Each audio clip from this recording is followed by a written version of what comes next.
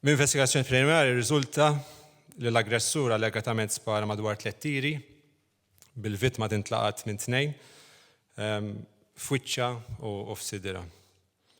Din l-arma sa dal-mument għadha ma nstabitx, ġie identifikat bħala r-raġel tal-vittma fejn mistħarriġ tal-pulizija riżulta li dan mar lura ġewwa ir-residenza tiegħu ġewwa triq il-Kartaġiniżi fil-Qrendi.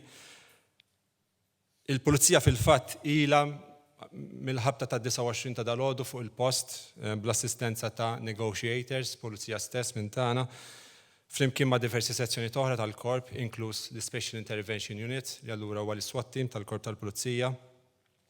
Fejn hemmhekk tellaqna operazzjoni fost l-aktar delikati li nista' ngħid ġewwa dal-post. U ilna minn dak il-ħin f'komunikat ma' l-allegat suspettat f'dan il-każ. U l-informazzjoni li għandna li dan għadu fil-possess tal-arma li allegatament seta' tintużat fil-qtil ta' dalgħodu. F'dan l-istadju jista' jiġi konfermat li minn Mejju ta' din is-sena il-vittma għamlet 5 rapporti mal-pulizija fil-konfront ta' raġel tagħha rigward vjolenza domestika. L-aħħar wieħed propju kien il-bieraħ filgħodu.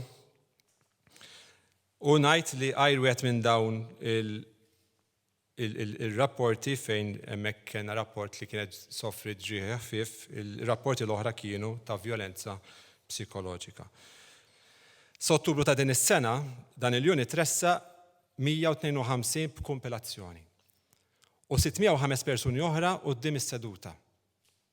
Qed ngħidu medja ta' persuna u nofs kuljum. Aktar minn hekk imma nista' ngħid li dan il-unit tressa aktar minn 1000 persuna oħra. Kważi 3 kuljum allura.